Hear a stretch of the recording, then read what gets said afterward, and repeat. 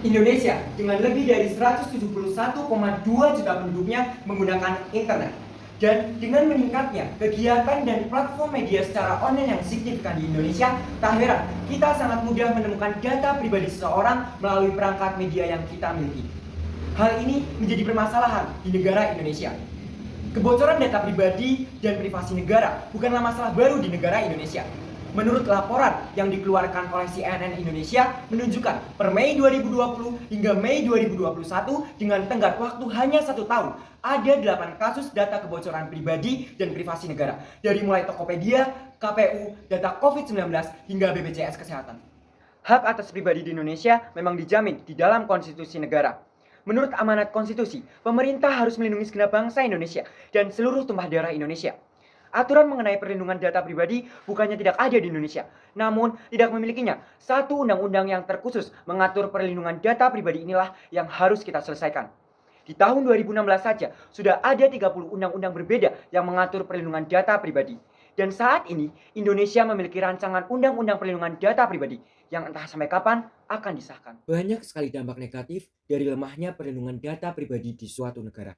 Maka dari itu, pemerintah, dalam hal ini DPR RI, harus segera menuntaskan permasalahan kebocoran data pribadi di Indonesia.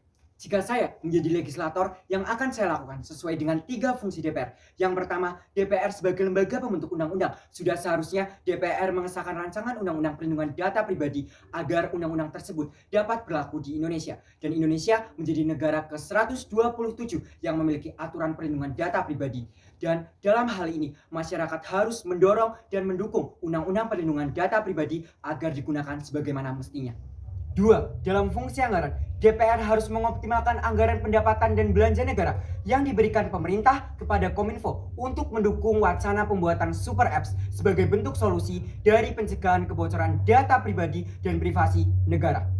Fungsi pelaksanaan pengawasan yang dimiliki DPR, sudah seharusnya DPR membentuk lembaga pengawasan perlindungan data pribadi dan privasi negara atau LPD 2PN. Dalam hal ini, DPR harus mengkoordinasi antara Kominfo, Badan Cyber dan Sandi Negara, dan Cybercrime Polri untuk bisa bersama-sama melakukan pengawasan dengan prosedur hukum yang berlaku di Indonesia. Sebuah mimpi besar bangsa Indonesia untuk bisa melindungi setiap warga negara dari kebocoran data pribadi dan privasi negara harus kita wujudkan. Maka untuk mewujudkan mimpi tersebut sudah selayaknya seluruh lapisan masyarakat terlibat untuk bersama-sama bersinergi melindungi sesama manusia. Dari diri kita untuk perlindungan bangsa. Saya Rizky Webrisandika, Dapil 9 Provinsi Jawa Tengah. Hatur nuwun.